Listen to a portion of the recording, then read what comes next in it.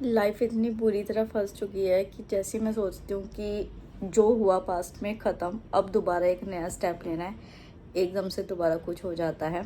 बताऊँगी क्या है, बट हार नहीं मानेंगे, इस चीज़ से भी डील करते हुए आगे बढ़ेंगे। तो चलो आगे बढ़ने की जर्नी को शुरू करते हैं विद ऑल द डिफ़िकल्टीज़।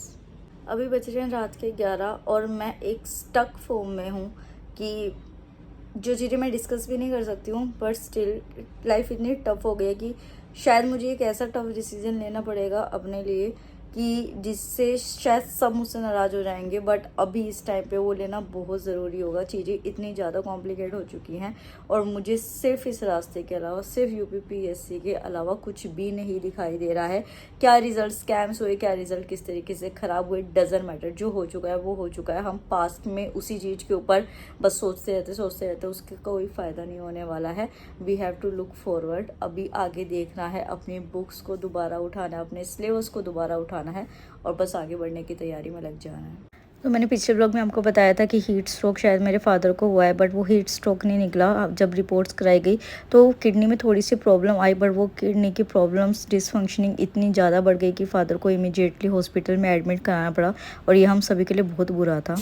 इतना ऑकवर्ड लग रहा है ना, हम कभी भी इस तरीके से, मतलब हमारी फैमिली में कभी ऐसे कुछ प्रॉब्लम होती ही नहीं है। तो फर्स्ट टाइम ऐसे पापा के साथ डील करना पड़ रहा है ना, मतलब ऐसे हो रहा है, देखा नहीं जा रहा है पापा को इस तरीके से ऐसे हॉस्पिटल में रहना, चीज़ों को करना। मतलब भगवान की इतनी कृपा थी अब तक, बस पापा जल्दी ठीक हो जाए और मैं राधा रानी के पास जाऊँ, मेरी मन्नत पूरी हो जाए। बस पापा को मैं ऐसे नहीं देख पा रही हूँ। तो 11:30 हो चुके हैं। इट डजेंट मैटर कि टाइम क्या हुआ है, मैं अभी घर में अकेली हूँ। मम्मी और भाई जो है वो पापा के पास हैं, क्योंकि पापा अभी भी एडमिट है। कल आईसीयू में थे, आज आईसीयू से डिस्चार्ज हुए हैं प्राइवेट रूम में, बट अभी भी डायग्नोसिस नहीं हो पाया है, उनको बिल्कुल भी आराम नहीं है। और ये सारी चीज़ें मुझे इतना ज़्यादा परेशान कर रही है, मुझे इतना ज़्यादा ख़राब लग रहा है यार। जब मैं लोगों के सामने जा रही हूँ, मैं देख रही हूँ कि मेरे पास कुछ नहीं है कहने को, बट अभी जो है वो मैं अपना शुरू करने जा रही हूँ पढ़ने के लिए। और जो है इस तरीके का सिलेबस आता है जीएस स्कोर का, या किसी का भी आप देख सकते हैं, यूपीएससी यूपीपीएससी दोनों का सेम सा ही होता है ऑलमोस्ट। और जो मैं अपनी शुरुआत करने जा रही हूँ वो मैं जीएस 1 से करने जा रही हूँ। पता है इस टाइम सिर्फ मेरे माइंड में ये हो रहा है कि मुझे बस ये करना है, ये करना है। एक मेरी पढ़ाई और एक मेरा काम, इसके अलावा अभी मेरे पास ना अपने भगवान को छोड़ के तीसरी किसी चीज़ की ज़रूरत नहीं। क्योंकि आज मैं इतना ज़्यादा हेल्पलेस फील कर रही हूँ इन सारी सिचुएशंस में। मतलब मुझे ऐसा लग रहा है कि शायद मैंने ये चीज़ ना करी होती तो शायद मेरे को आज ये रिज़ल्ट मिल जाता, जिसमें मेरी भी गलती थी और जिसमें मेरी गलती नहीं भी थी। बट स्टिल वो चीज़ें मुझे फेस करनी पड़ रही है इस टाइम। और शायद अगर मेरे पास आज ये होता तो आई नो मेरे फादर ठीक है, सब कुछ ठीक है, बट एक अंदर से होता है ना एक बच्चे का कि काश आज मेरे पास ये पावर होती, आज मेरे पास ये होता तो शायद मैं ये कर सकती। हालांकि हेल्थ हमारे हाथ में नहीं है, बट स्टिल चीज़ें ऐसी होती हैं। तो जीएस 1 से घटना चक्र से शुरू करते हैं। तो यहाँ मैं सबसे पहले घटना चक्र कर रही हूँ। घटना चक्र में आपके सारे स्टेट पीसीएस के और यूपीएससी के सारे पीवाईक्यू सॉल्व होते हैं। और मैं आपको बार बार ये बात बोलती हूँ कि पीवाईक्यू इज़ द की। अब की बार भी जो यूपीएससी का प्रीलिम्स था ना, या फिर आप किसी भी स्टेट पीसीएस को उठा के देखें, उसमें क्या होता है कि अगर वो टफ भी बनाते हैं ना पेपर को, तो उन पीवाईक्यू को वो डिटेल में करके देखते हैं। तो आप क्या करेंगे ना, इस बार एक बार यही चीज़ करके देखिएगा कि जो ऑप्शंस होंगे ना उनको भी प्रिपेयर करके जाइएगा, क्योंकि ये ही टॉपिक्स होते हैं और उससे आपको पता चलेगा कि आप किस तरीके से एनालिसिस आपको कैसे करना है। तो उसके लिए आपको पहले सिलेबस का पता होना चाहिए, उससे पहले आपने सारा का सारा सब्जेक्ट पढ़ा होना चाहिए, एटलीस्ट बेसिक्स, ताकि आपको ये पता चले कि कौन से डेप्थ से क्वेश्चन है, किस तरीके से क्वेश्चन पूछा जाता है उस टॉपिक से, तभी आप पीवाईक्यू एनालिसिस कर सकते हैं। फिर मैं अगेन बाहर देखने गई हूँ कि टाइम ज़्यादा हो रहा था कि आ गए हैं क्या, बट कहीं कुछ दिखाई नहीं दे रहा था। तो ओब्वियसली मतलब मैं यहाँ पढ़ रही थी, बट मेरा दिमाग तो वहीं पे ही था ना। तो अपने आप को कूल डाउन करने के लिए, काम डाउन करने के लिए, क्योंकि पता है अभी आपको एक चीज़ कि आप लोग, बहुत लोग मुझे पूछते भी है कि देखो आप किस तरीके से जिद पे अड़े हुए हो, कैसे आपके ऊपर शादी का प्रेशर नहीं आता या सोसाइटी के टोन्स नहीं होते, वो नहीं होते। मैं बहुत जिद पे अड़ी हुई हूँ, बट अभी क्या है ना कि कुछ ऐसी चीज़ें आज में हुई मेरे साथ, तो मुझे समझ ये बात आ गई कि अगर ये वाली चीज़ मैंने नहीं ली। मेरी जो दुर्गति होने वाली है ना मेरी लाइफ की आगे जाके, मैं इमेजिन भी नहीं कर सकती। तो इस टाइम पे मेरे को इतनी जिद से लड़ना पड़ेगा ना, इतना जिद से अड़ना पड़ेगा हर चीज़ के लिए कि चाहे सब मेरे अगेंस्ट हो जाए, बट मुझे हिलना नहीं है वहाँ से। तो ऐसी सिचुएशन हो गया। तो फिर अब मैं यहाँ पे करंट अफेयर कर रही थी इकोनॉमी का 1 हफ्ते का, क्योंकि ऋषभ सर से ही मैंने इकोनॉमी के अपने स्टैटिक लेक्चर्स भी देखे थे। और यही चीज़ मैं आपको भी एडवाइस कर रही हूँ कि आप इनके लेक्चर्स देखें। 29 वीडियोज़ है, क्या वो इनफ है? नहीं, वो इनफ नहीं है। उसके बाद आपको स्टैटिक अपनी स्टैंडर्ड बुक भी पढ़नी पड़ेगी, बट इकोनॉमी आपको बहुत अच्छे से समझ आ जाएगी। और इनका वीकली भी देख लिया कीजिए, ठीक है। चैनल है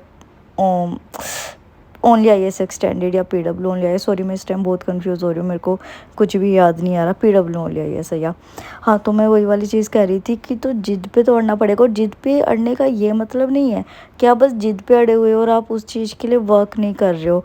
तो वर्क तो आपको करना पड़ेगा, चाहे आप अपनी जॉब के साथ। अब ये देखो यूट्यूब जो है ये भी मेरा एक तरीके का काम ही है। बहुत सारे लोगों को एक चीज़ मुझे पता चली, एक लड़की थी, उसने मुझे बहुत उल्टा सीधा कमेंट किया। क्या मैंने उसके साथ कुछ गलत किया था? नहीं किया। फिर भी वो हंस रही थी। तो बाद में मुझे पता चला, मैंने उससे कहा कि आपका हुआ सिलेक्शन, आप इस तरीके से क्यों बिहेव कर रहे हो? At least see what are you doing. आप कर्मों से डर नहीं लगता क्या? भगवान से डर नहीं लगता क्या? तो शी स्टार्ट्स पॉइंटिंग आउट कि अरे तुम तो कमाती हो। ओब्वियसली मैं वीडियोस में काम कर रही हूँ, तो मैं कमाने के लिए ही कर रही हूँ ना, ये चीज़ आपको समझिए। तो लोगों को इस चीज़ से प्रॉब्लम होती है, बट मैं आपको ये बात कहूँगी कि अगर आप किसी भी तरीके से अर्न कर पा रहे हैं ना अपनी पढ़ाई के साथ, तो कीजिए।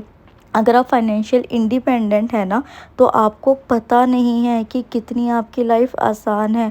अगर आपके पास फाइनेंशियल इंडिपेंडेंस नहीं है ना, लोग आपको नोच खाएंगे। Literally I am telling you इस चीज़ को ना।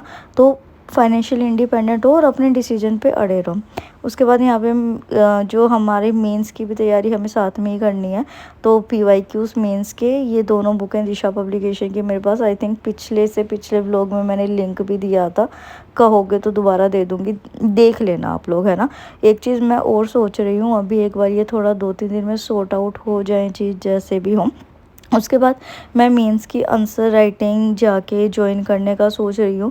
क्योंकि देखो प्रीलिम्स हर बार हो जाता है, बट मेंस में कोई ना कोई दिक्कत तो आ रही है ना।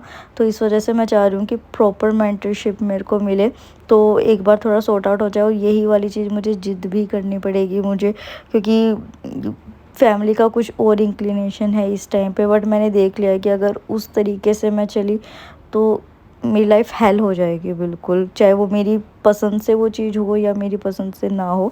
तो इस वजह से मुझे एक टफ स्टैंड लेना पड़ेगा। सब मेरे अगेंस्ट हो जाएंगे, सब मेरे को बोलेंगे कि तू बदतमीज़ है, तू सेल्फिश है, तू जिद्दी है, पर ये डिसीजन मुझे लेना पड़ेगा। और आपको भी ऐसे टफ डिसीजंस लाइफ में लेने पड़ेंगे अपने आप की लाइफ को ख़राब होने से बचाने के लिए।